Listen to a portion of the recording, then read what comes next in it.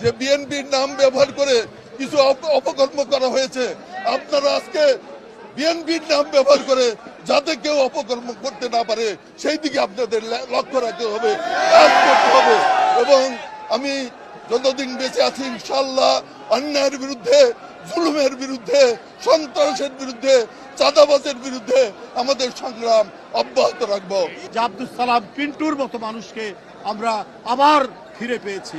যে কথা উনি বলেছেন, এই যে ছাত্র জনতা নিজের রক্ত ঝরিয়ে, নিজের জীবন দিয়ে এবং 15 বছর এদেশে জাতীয়তাবাদী শক্তি, গণতান্ত্রিক শক্তি অনেকে জীবন দিয়েছেন, অনেকে পঙ্গু হয়েছেন, অনেকে গুম হয়ে গেছেন, অনেকে অদৃশ্য হয়েছেন।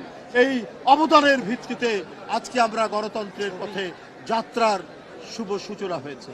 আজকে সেই ভয়ঙ্কর ফ্যাসিস্ট খুনি যে বাংলাদেশের প্রত্যেকটি রাস্তা, গলিপথ, মেঠোপথকে রক্তাক্ত করেছে শুধুমাত্র নিজেকে ক্ষমতায় থাকার জন্য, তিনি আজকে পালিয়ে গেছেন। তার যারা গুণ কীর্তন করেন দেশের ভিতরে, দেশের বাইরে, একটা জিনিস আমাদের মনে রাখতে হবে, তারা বাংলাদেশের স্বাধীনতায় বিশ্বাস করে না। আমরা আব্দুস সালাম পিন্টু আজকে বেরিয়েছেন, আমাদের মাঝে পেয়েছি।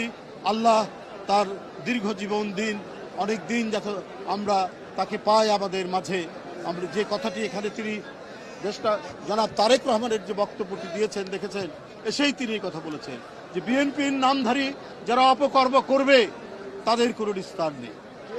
তাদেরকে আমরা শেখ হাসিনার কোনো পুনরাবৃত্তি যেন না হয়, এই দেশকে আমাদেরকে সুন্দরভাবে গণতন্ত্রের পথে আমাদের পরিচালিত করতে হবে।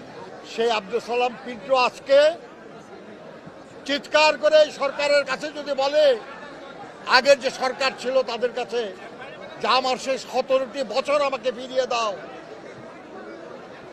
পারবে তারা দিতে?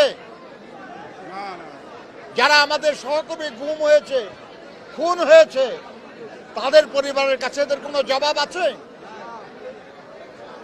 যারা এই জুলাই আগস্টে নিহত হয়েছে, আহত হয়েছে, তাদের কাছে কোনো জবাব আছে? আর এর কোনো জবাব না দিয়ে জনগণের সামনে আসার কোনো অধিকার তাদের নাই।